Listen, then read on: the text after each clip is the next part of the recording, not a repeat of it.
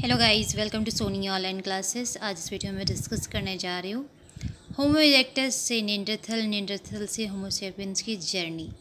तो guys, Australopithecus family के जितने भी सदस्य हैं यानी मेंबर्स हैं, सदस्यों के जो फॉसिल्स मिले हैं, जीवाश्म जो मिले हैं, उनके स्टडी करने से हमें पता चलता है कि स्ट्रेलोपिथेकस फैमिली से ही होमो इरेक्टस का आविर्भाव संभव हुआ है और होमो इरेक्टस से निएंडरथल और निएंडरथल से होमो सैपियंस का उद्भव हुआ है, यानी ऑरिजिन हुआ है।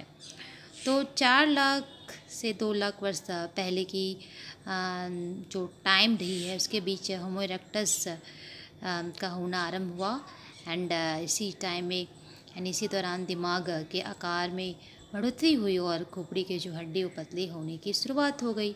और यह जो प्रोसेस है वो 2.5 लाख वर्ष पहले तक चलती रही, जब सबसे पहले होमो सैपियंस की उत्पत्ति हुई यानी ऑरिजिन हुई। शरीर के कुछ छोटे छोटे अवयवों को छोड़कर वे आधुनिक मानव जैसा दिखाई देने लगे थे। और जैसे हम होमो सैपियंस निएंडरथालेंसिस नाम दिए।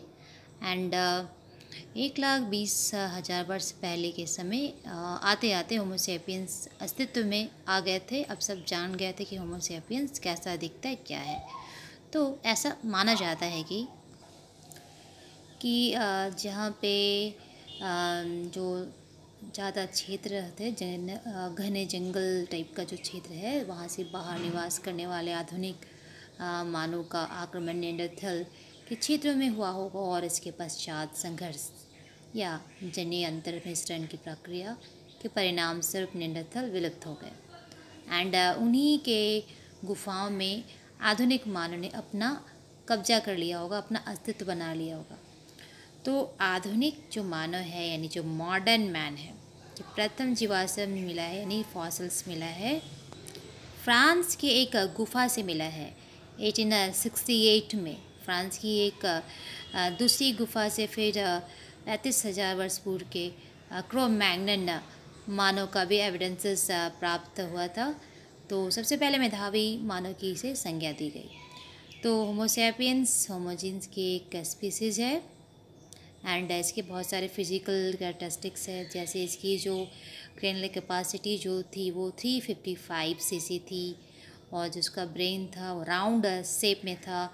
सुप्रा और पाइटल जो है वो दोनों आईब्रोज़ के ऊपर अलग अलग थे उसके टॉप्स, और स्पिटल जो रीजन थे वो राउंड शेप में थे। एंड जो फोरामेन मैग्नम जो था वो नीचे की ओर स्थित था। मैंडिबल एंड जो टीथ थे वो स्मॉल साइज़ में थे। एंड जो स्केलेटन जो था यानी कंकाल जो तंत्र की बनावट है वो पूर्ण विकसित और सीधे खड़े होकर चलने की क्षमता, उपयुक्त लक्षण होमो सैपियंस की सारी विशेषता को दर्शाती है। तो होमो सैपियंस देखें, हम कल्चर थोड़ा बात कर लेते हैं, संस्कृति कैसी थी होमो सैपियंस की। तो होमो सैपियंस समस्त यूरोप में एंड अफ्रीका में एंड एशिया में फैले हुए थे। अपर पैलिथिक पीरियड की बात करें तो अपर पैलिथिक पीरियड के होमो सैपियंस वो ग्रुप में हंटिंग करते थे एंड विभिन्न भौगोलिक पर्यावरणीय परिस्थितियों में अनुकूलन स्थापित कर जीवन यापन किया करते थे।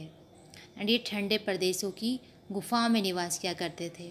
खुले मैदान युक्त भूभागों पर जहाँ जलवायु शुष्क थी वहाँ वृक्षों की शाखाओं के ऊपर घास फूस के आवास का निर्माण कर लिया करते थे। ये आग का यूज़ करना जान गए थे। एंड आग का प्रयोग गुफा को गर्म करने के लिए ये लोग करते थे, फिर खाना को यानी खाद्य पदार्थों को भूनने में, और जंगली हिंसक जानवरों से अपने आप को प्रोटेक्ट करने के लिए यूज़ करते थे। तो आग का यूज़ यानी आग का प्रयोग करना, आविष्कार करना इस टाइम में ये लोग जान गए थे।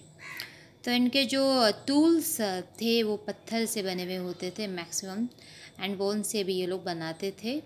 फ्लैग टूल्स की ज़्यादा प्रधानता थी। Micro stone tools and blade tools भी देखने को मिला था। बर्छी, तीर, इस तरह के टूल्स का ये लोग प्रयोग करना जान गए थे, प्रयोग में ये सब यूज़ करते थे। एंड इसके अलावा उन्हें पेंटिंग्स का बड़ा शौक़ था एंड चित्रकला, लेखन कला, शिलाश्रयों के भी साक्ष्य प्राप्त हुए हैं। तो इन साक्ष्य के हिसाब से, इन जीवाश्म के हिसाब से पता चलता है कि उन्हें चित्रकला, लेखन कला और शिलाश्रयों में पेंटिंग करने का बड़ा शौक रहा होगा। तो इनकी लगभग समस्त चित्रकला गुफाओं की दीवारों पे बनी हुई मिली है, छतों पर, फर्श पे आदि जगह देखने को मिली है। तो चित्रकलाओं में सामूहिक नृत्य, सामूहिक आखेट करते हुए विभिन्न प्राणियों के चित्र महत्वपूर्ण है, जो दिखाया गया है चित्र के माध्यम से। तो तत्पश्चात धीरे धीरे जैविक के विकास यानी बायोलॉजिकल इवोल्यूशन की प्रक्रिया के फलस्वरूप मेटल पैलिथिक पीरियड में पूर्ण रूप से इनका प्रादुर्भाव हुआ, उद्भव हुआ। इस पीरियड में एचुलियन कल्चर एंड एसुलियन कल्चर मुख्य रूप से प्रचलित थे।